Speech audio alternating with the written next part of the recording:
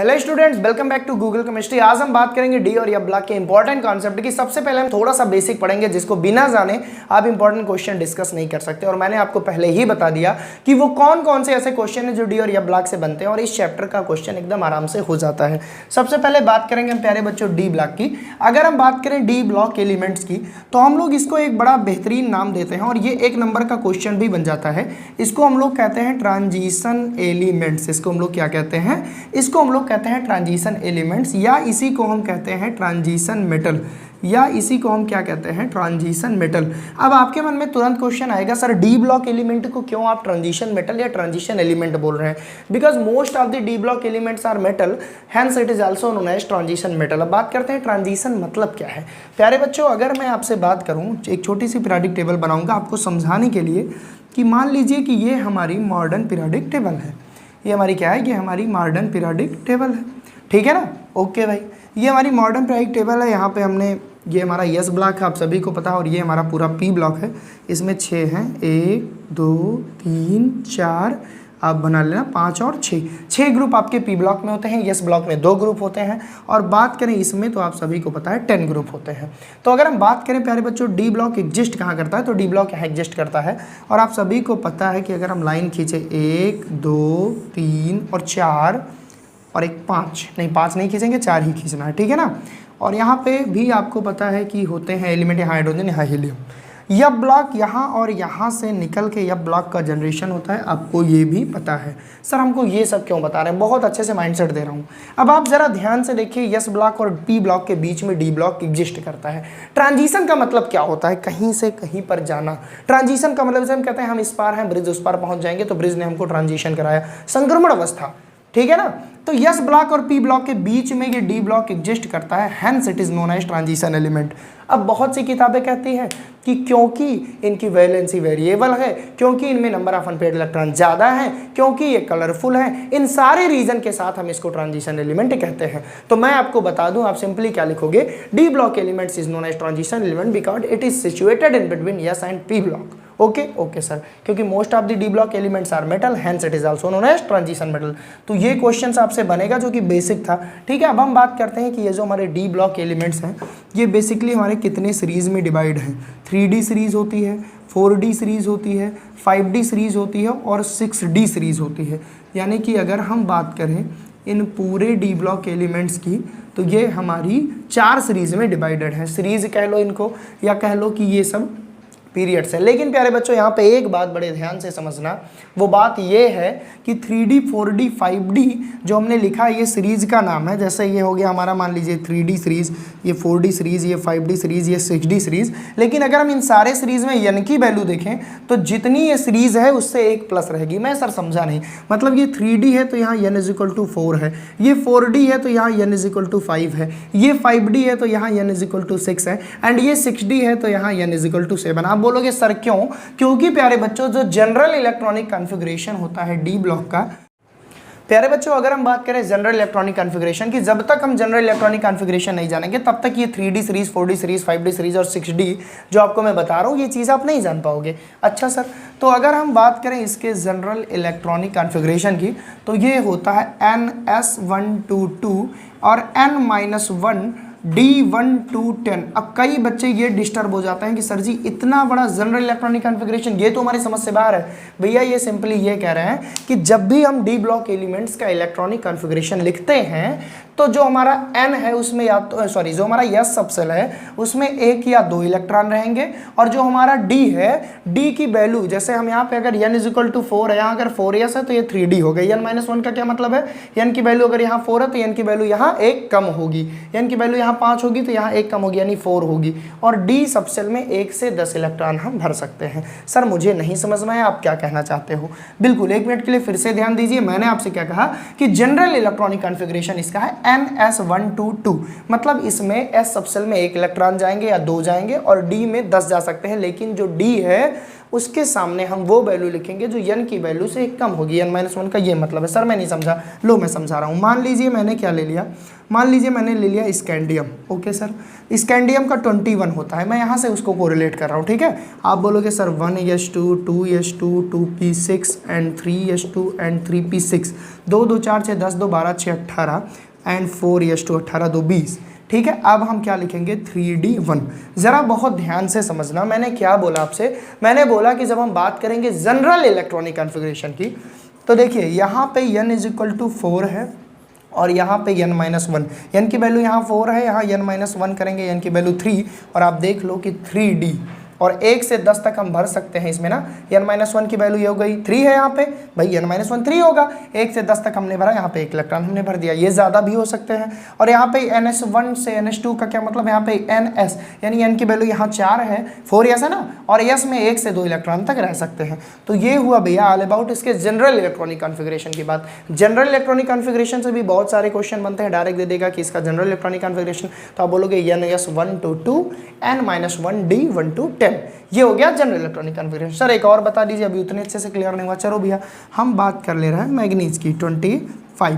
ठीक है, 1s2 2s2 2p6 3s2 3p6, कितना हुआ 2 2 4 6 10 2 12 6 18 एंड 18 के बाद हम लिखते हैं 4s2 20 एंड 4s के बाद हम यहाँ पे कितना लिखते हैं 3d5, 20 और 5 25। अब जरा ध्यान से देखो, ये इसका आउटर मोस्ट सेल है। ठीक है, यहाँ हम कह सकते हैं ये जनरल इलेक्ट्रॉनिक कॉन्फ़िगरेशन पार्टिसिपेट कर रहा है। यहाँ n = 4 है, यहाँ n = 3 है। तो मैंने वही तो बोला कि अगर n = 4 है तो जो हमारा d सब सेल है वो उसके सामने जो n की वैल्यू होगी वो 1 कम होगी।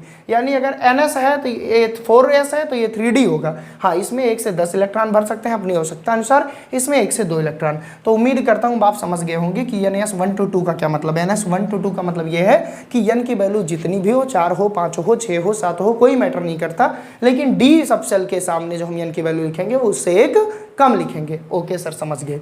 ठीक है ना, एक आध और एग्जांपल ले लूँ भाई, मान लो आपको डाउट ही हो, मान लीजिए मैंने टाइटेनियम ले लिया, 22 होता है, तो हमने लिखा 1s2, हमने लिखा 2s2 2p6 लिखा, 3s2 3p6 लिखा, 2 2 4 6 10 2 12 6 18 and 4s2 20 and 3d2।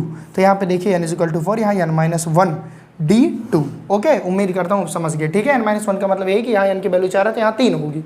Okay sir, ये रहा about electronic configuration and general basic structure of the D block elements. बिना इसको समझे हम आगे नहीं बढ़ सकते थे। अच्छा सर, ये 3D सीरीज 5D सीरीज का क्या मतलब 6D? ये है 3D series 4D series 5D series 6D, हमको यही पढ़ना है। बेसिकली आपके सिलेबस में जो डिटेल स्टडी करनी है वो 3D सीरीज की करनी है। अब एक बात बताऊँ, अगर 3D सीरीज है और n की वैल्यू पूछी जाए तो 4 होगी, अगर 4D सीरीज है तो n की वैल्यू 5 होगी। क्यों? क्योंकि d के बगल जो लिखा है वो n-1 होता है, वो n की वैल्यू से कम होता है। यहाँ पे n = कितना होगा 6, यहाँ पे n = 7। तो ये रहा about basic structure of the D block elements. हमने जनरल इलेक्ट्रॉनिक कॉन्फ़िगरेशन देख लिया, हमने इसकी पोजीशन देख लिया, हमने ये देख लिया कि इसको ट्रांजिशन एलिमेंट कहते हैं, और हमने ये देख लिया कितनी सीरीज है बेसिकली हमको क्या पढ़ना है। ओके, थोड़ी सी एक बात और आपको मैं बताना चाहूँगा कि प्यारे बच्चों, ट्रांजिशन एलिमेंट्स की जब हम प्रॉपर्टी बताते हैं तो हम कहते हैं क्योंकि इनके जो इलेक्ट्रॉन है वो अनपेयर्ड होते हैं, फुल फील्ड नहीं होते हैं, इस वजह से जो है, इस वजह से हम लोग क्या बोलते हैं, इस वजह से इसको हम ट्रांजिशन एलिमेंट बोलते हैं। लेकिन इसमें भी कुछ एक्सेप्शन है। जब हम अभी इलेक्ट्रॉनिक कॉन्फ़िगरेशन लिखेंगे तो आपको दिखाएंगे कि कुछ ऐसे भी एलिमेंट हैं जिनके इलेक्ट्रॉन कंप्लीटली फुल फील्ड है, फिर भी उनको हम डी ब्लॉक एलिमेंट या ट्रांजिशन एलिमेंट कहते हैं। तो चलिए देखते हैं। अगर हम बात करें इनके जो सीरीज़ हैं जैसे 3D 4D 5D 6D, इनको हम अगर पढ़ना चाहें थोड़ा सा डिटेल कि 3D सीरीज़ में कौन से एलिमेंट हैं, तो प्यारे बच्चों 3D सीरीज़ में पहली बात तो पीरियड नंबर 4 होगा, n = 4। क्यों? ये सारी चीज़ मैं समझा चुका हूँ। यहाँ पे स्कैंडियम से जिंक तक की हम बात करेंगे, और बेसिकली जो आपके सिलेबस की है बात है वो इसी को हमको ज़्यादा रेफरेंस में पढ़ना है। बात करें अगर 4D की तो ये 39 to 48 यानी वाइट्रियम टू कैडमियम हमको पढ़ना है। ठीक है ना, तो इसमें बहुत डिटेल हमको जाना ही नहीं है। बात करें 5D की तो लेंथेनम है, उसके बाद आपको पता है कि डी ब्लॉक में ही एफ ब्लॉक एग्जिस्ट करता है, उसको बाहर रखा गया, आपको पता ना, लेंथेनाइड एक्टेनाइड। तो भाई ये लेंथेनम से शुरू होता है, लेकिन लेंथेनाइड एक एफ ब्लॉक एलिमेंट नहीं है, डी ही ब्लॉक का है। फिर यहाँ पे सीरियम से हाफनियम तक का एफ ब्लॉक आ जाता है ना, आ जाता है ना, आपको पता होगा।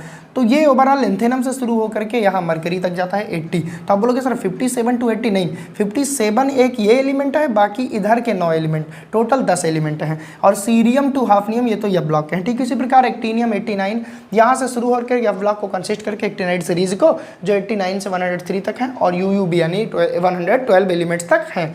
तो ये बहुत ज़्यादा ज़रूरी नहीं है आपके लिए, आपको बेसिकली ये पता होना चाहिए कि 3D सीरीज में कौन कौन से एलिमेंट हैं। Scandium, titanium, vanadium, chromium, manganese, iron, cobalt, nickel, copper, zinc. तो हम इसकी बात करेंगे जो कि थोड़ा सा इंपॉर्टेंट हो जाता है आपके लिए। कभी कभी पूछा भी गया है कि right and short note on electronic configuration of the D block elements, ठीक है ना। तो आप 3D सीरीज उठाओगे और समझा दोगे, सारी सीरीज लिखने की कोई ज़रूरत नहीं है। तो आइए देखते हैं इलेक्ट्रॉनिक कॉन्फ़िगरेशन। बच्चों अगर हम बात करें general electronic configuration of the D block elements की, बेसिकली हम इसको 3D के रेफरेंस में पढ़ेंगे, यानी कि तीसरी सीरीज के। तो आप सभी को पता है कि इसका जनरल इलेक्ट्रॉनिक कॉन्फ़िगरेशन क्या होता है, NS122, ठीक है, यानी NS 1 या 2 इलेक्ट्रॉन, और भैया एंड n-1, n-1 का मतलब अगर n = 4 है तो n-1 यानी 3 आएगा, and D1 to 10। This is the general electronic configuration. ये तब और अच्छे से समझ में आएगा जब हम इसके इलेक्ट्रॉनिक कॉन्फ़िगरेशन को लिखेंगे। तो बात करेंगे 3D सीरीज में तो कौन कौन से एलिमेंट है, scandium, titanium, vanadium, chromium, manganese, iron, cobalt, nickel, copper, zinc. अब जिस बच्चे को यही नहीं याद है भाई कि 3D सीरीज में कौन कौन से एलिमेंट हैं, या डी ब्लॉक के एलिमेंट्स के नाम नहीं याद है, तो फिर यार वो तो नहीं कर पाएगा ना। तो इसलिए सबसे पहले आपको क्या याद करना है कि क्या हमारे scandium, titanium, vanadium, chromium, manganese, iron, cobalt, nickel, copper, zinc. इसका भैया 21, इसका 22, इसका 23, इसका 24, इसका 25, 26, 27, 28, 29 एंड 30। तो ये हो गया हमारा डी ब्लॉक एलिमेंट्स का 3D सीरीज। आइए इसका इलेक्ट्रॉनिक कॉन्फ़िगरेशन इसका यूज करके लिखते हैं। स्कैंडियम यानी कि 1s2, 2s2, 2p6, 3s2, 3p6, कितने हुए भाई, 2 2 4 6 10, 2 12 6 18, एंड 21 है ना, एंड 4s2 एंड 3d1। तो 4s के बाद 3d क्यों भराता है, क्योंकि भाई n+l कहता है कि जिसकी एनर्जी ज़्यादा होगी वो बाद में भराएगा। जब आप 3d और 4s का कंपेरिजन करते हो तो 3d की एनर्जी ज़्यादा होती है, इसलिए ये बाद में भराता है। और वैसे भी यार d के बगल वही रहेगा जो n-1 शो करेगा, यानी कि वैल्यू यहाँ 4 है तो यहाँ 3 ही होगी, ठीक है ना। तो 1s2, 2s2, 2p6, 3s2, 3p6 and 4s2, 3d1। अब यहाँ से देखो ये हमारा लास्ट इलेक्ट्रॉन कह सकते हैं हम इसको। तो n = यहाँ 4 है तो यहाँ n = 3 आया, क्यों, n-1 कॉन्सेप्ट है। d 1 से 10 तक हो सकता है, यस मैक्सिमम 2 हो सकते हैं, यहाँ पे है। आइए बात कर लें टाइटेनियम की। यहाँ तक सारी चीज़ें सिमिलर रहेंगी, बस यहाँ पे 4s2 एंड 3d2 हो जाएगा। आइए बात कर लें वेनेडियम की, यहाँ तक की बात सारी सिमिलर, यहाँ 4s2, यहाँ 3d3 हो जाएगा। फिर बात करें क्रोमियम में, यहाँ थोड़ा सा एक्सेप्शनल केस है, वो हम अभी बाद में आपको समझाएंगे। पहले हम सिंपली लिखते हैं 4s2 3d4, पहले मैं सिंपली लिख रहा हूँ। फिर हम बात करें मैग्नीज की, तो यहाँ 4s2, d में इलेक्ट्रॉन बढ़ रहा है ना, 3d5 कर दो, ठीक है। फिर हम बात करें आयरन की, तो यहाँ भी 4s2 और d में इलेक्ट्रॉन बढ़ रहा है तो 3d6 कर दें। फिर हम बात करें कोबाल्ट की, तो यहाँ भी भैया 4s2 एंड इसमें एक इलेक्ट्रॉन बढ़ गया 3d7 कर दिए। फिर हम बात करें निकेल की, तो यहाँ भी 4s2 और एक इलेक्ट्रॉन बढ़ गए तो 3d8 कर दिए। फिर हम बात करें कॉपर की, तो यहाँ पे 4s2 एंड 3d9 कर दिए। फिर हम बात करें जिंक की, तो यहाँ भी 4s2 एंड 3d10 कर दिए। तो ये हुआ भैया हमारा जनरल। लेकिन यहाँ पे आपको पता है केमिस्ट्री में आपको कई लोग बताएंगे एक्सेप्शन है, एक्सेप्शन नहीं है, कॉन्सेप्ट है। जैसे हम बात करें यहाँ पे स्पेशली क्रोमियम की और जिंक की, सॉरी कॉपर की। तो बात करें अगर क्रोमियम की, तो क्रोमियम का जो इलेक्ट्रॉनिक कॉन्फ़िगरेशन है वो 4s2 3d4 ना हो करके 4s1 3d5 होगा। आप बोलोगे क्यों, क्योंकि इस केसेस में प्यारे बच्चों जो d ऑर्बिटल हैं उसमें पांचों इलेक्ट्रॉन सिमेट्रिकली फिलअप है, एक एक एक एक। और आपको पता है केमिस्ट्री में जहाँ भी सिमेट्रिकल डिस्ट्रीब्यूशन होता है, जहाँ भी सिमेट्रिकल डिस्ट्रीब्यूशन होगा वहाँ पे स्टेबिलिटी ज़्यादा होती है। तो भाई हर आदमी स्टेबिलिटी के लिए परेशान है, इसलिए क्रोमियम ये इलेक्ट्रॉनिक कॉन्फ़िगरेशन ना शो करके ये वाला शो करता है। तो कभी कभी आपसे इलेक्ट्रॉनिक कॉन्फ़िगरेशन भी पूछ लेते हैं। अच्छा होता क्या है, यहाँ से एक इलेक्ट्रॉन डी में जंप कर जाता है जिससे सारे सिमेट्रिकल हो जाए। ठीक यही कॉन्सेप्ट यहाँ लगता है कॉपर के केस में। यहाँ पे ये कॉन्सेप्ट गलत हो जाता है 4s2 3d9 वाला, और ये हो जाता है 4s1 3d10।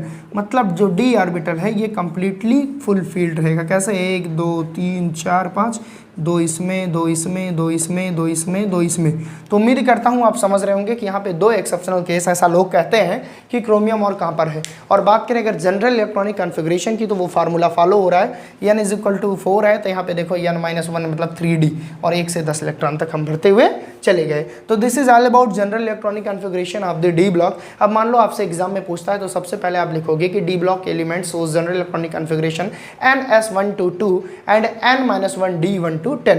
ये लिखने के बाद फिर आप ये लिख दोगे और फिर उसमें थोड़ी सी चीज़ें ये बता दोगे कि chromium and copper shows exceptional electronic configuration due to exchange energy due to symmetrical distribution of the electron, it feel less repulsion and maximum stability. Okay, फिर आप बताओगे in the case of zinc there is no any unpaired electron, भाई zinc में एक भी unpaired electron नहीं है। ये सारी चीज़ें आपको थोड़ी सी मेंशन करनी पड़ेंगी। तो उम्मीद करता हूँ आप समझे होंगे। अब हम उन पॉइंट पे चलते हैं जो और आपके एग्जाम में पूछा गया है। हम लोग एकदम रिजल्ट ओरिएंटेड पढ़ेंगे, ठीक है ना। चलिए प्यारे बच्चों, एक क्वेश्चन बहुत बार पूछा गया है डी ब्लॉक एलिमेंट से, आपको एकदम कॉन्फिडेंटली इन चीज़ों को अटेम्प्ट करना है। पूछा जाता है भैया कॉम्प्लेक्स फॉर्मेशन, क्या पूछा जाता है? Complex formation of D block element, complex formation of D block element. या कभी कभी ऐसे पूछ लेगा कि ट्रांजिशन एलिमेंट्स के जनरल कैरेक्टरिस्टिक को बताइए, तो बिल्कुल आप आसानी से बता दोगे, ठीक है ना। तो कॉम्प्लेक्स फॉर्मेशन, सबसे पहले तो आपको ये जानना है कि कॉम्प्लेक्स क्या होता है। मैं पूरा लिखने का तरीका भी आपको डिस्कस कर दूंगा, ठीक है ना, परेशान मत होइएगा भैया। देखिए, अगर हमारे पास कोऑर्डिनेशन कंपाउंड होते हैं, कोऑर्डिनेशन कंपाउंड का सबसे सुंदर एग्जाम्पल जैसे हमारा ये है K4FeCN6, तो ये हमारा एक कॉम्प्लेक्स कंपाउंड है। ये नॉर्मल कंपाउंड नहीं है। आप बोलोगे सर क्यों कॉम्प्लेक्स है? क्योंकि देखो इसमें कोऑर्डिनेशन स्फेयर है, ये कोऑर्डिनेशन स्फेयर है, ठीक है। ये 6 हमारा क्या है? ये कोऑर्डिनेशन नंबर है। ये CN क्या है? ये हमारा लिगेंड है, ठीक है ना। ये क्या है? ये हमारा सेंट्रल मेटल है, CM मतलब सेंट्रल मेटल। ये क्या है? ये आयोनाइजेशन स्फेयर के बाहर की स्पीशीज है जिसको हम कह सकते हैं कैटायन है। तो क्योंकि ये कोऑर्डिनेशन कॉम्प्लेक्स में बहुत सारी चीज़ें डिपेंड होती हैं, ऐसा नहीं कि बस Na है Cl है तो सिंपल कंपाउंड हो गया। कॉम्प्लेक्स कंपाउंड का क्या मतलब? जिसमें ढेर सारी चीज़ें हों, जैसे यहाँ लिगेंड है, मेटल है, आयन है, ठीक है ना, ये 2-3 ब्रैकेट लगे हैं, ऐसी चीज़ें को हम क्या बोलते हैं? कॉम्प्लेक्स बोलते हैं। तो क्वेश्चन ये है भाई कि डी ब्लॉक कॉम्प्लेक्स फॉर्मेशन करता है कि नहीं करता, और अगर करता है तो क्यों। तो कॉम्प्लेक्स क्या होता है ये चीज़ आपने समझ ली। अब हम बात करते हैं भैया, ये बहुत ज़्यादा कॉम्प्लेक्स फॉर्मेशन करता है, बहुत ज़्यादा करता है। इसके 3 रीजन हो सकते हैं, ठीक है ना। कितने रीजन? 3 रीजन। सबसे पहले तो हम इसके जितने कॉम्प्लेक्स है, जितने तो यार हैं तो करोड़ों, लेकिन कुछ कॉम्प्लेक्स मैं आपको जरूर यहाँ पे दिखा दे रहा हूँ एग्जांपल के लिए कि हाँ ये कॉम्प्लेक्स फॉर्मेशन करता है, जो कि आपको लिखना पड़ेगा कि D block elements form many complexes like as सबसे फेमस एग्जाम्पल K4FeCN6, ठीक है, जिसको हम पोटेशियम फेरोसाइनाइड कहते हैं। इसके अलावा भाई जैसे हमारे पास हो गया NiCO का होल 4, ठीक है ना। मैं आपको सब में एक चीज़ कॉमन दिखाऊंगा, बिल्कुल परेशान मत होना। फिर यहाँ हो गया CO, यहाँ पे NH3 का होल 6, ठीक है ना, ये हो गया। इसके अलावा प्यारे बच्चों बहुत सारे एग्जाम्पल है, मैं पूरी एक समरी आपको यहाँ पे लिखवा दे रहा हूँ जिससे कोई दिक्कत ना हो। CR यहाँ पे हो गया, CR यहाँ पे NH3 का होल 6, ठीक है ना, ETC। तो प्यारे बच्चों ये जितने भी कंपाउंड है आप देख रहे हो, चाहे ये हो, चाहे ये हो, चाहे ये हो, चाहे ये हो, ये सभी क्या है? कोऑर्डिनेशन कॉम्प्लेक्स है। क्यों भैया? क्योंकि इसमें सेंट्रल मेटल एटम है, इसमें लिगेंड है, इसमें कोऑर्डिनेशन स्फेयर है, ठीक है। अब आप इन टर्मिनोलॉजी से अगर नहीं परिचित हैं तो कोई डरने वाली बात नहीं है, ये कॉम्प्लेक्सेस है, कोऑर्डिनेट बॉन्ड इसमें पाए जाते हैं। अच्छा, कोऑर्डिनेशन कॉम्प्लेक्स की खास बात क्या होती है? सबसे पहले तो मैंने क्यों कहा कि ये कोऑर्डिनेशन कॉम्प्लेक्स का फॉर्मेशन करता है, मैंने इसलिए कहा क्योंकि आप किसी भी एग्जांपल को देखिए, यहाँ पे सेंट्रल मेटल एटम कौन है? आयरन है, ये डी ब्लॉक के एलिमेंट है। भाई आयरन आपको पता है 3D सीरीज का है। यहाँ पे सेंट्रल मेटल एटम कौन है? निकल है, निकल भी 3D सीरीज का है। यहाँ पे कौन है? कोबाल्ट, कोबाल्ट भी 3D सीरीज का है। यहाँ पे कौन है? क्रोमियम भी 3D सीरीज का है। तो सबसे बड़ा क्वेश्चन तो ये है कि बेसिकली कोऑर्डिनेशन बॉन्ड बनाने में या बेसिकली कोऑर्डिनेशन कॉम्प्लेक्स फॉर्मेशन में क्यों डी ब्लॉक एलिमेंट्स ही यूज होते हैं, ये भी क्वेश्चन बन सकता है, कभी कभी पूछा भी गया है। दूसरी चीज, अगर हमको शॉर्ट नोट मिल गई कि कैसे हम कॉम्प्लेक्स फॉर्मेशन को एक्सप्लेन करेंगे, तो हम सबसे पहले लिखेंगे कि डी ब्लॉक के एलिमेंट्स बहुत सारे कॉम्प्लेक्सेस बनाते हैं, व्हिच आर गिवन बिलो, जिनको हम लिख देंगे।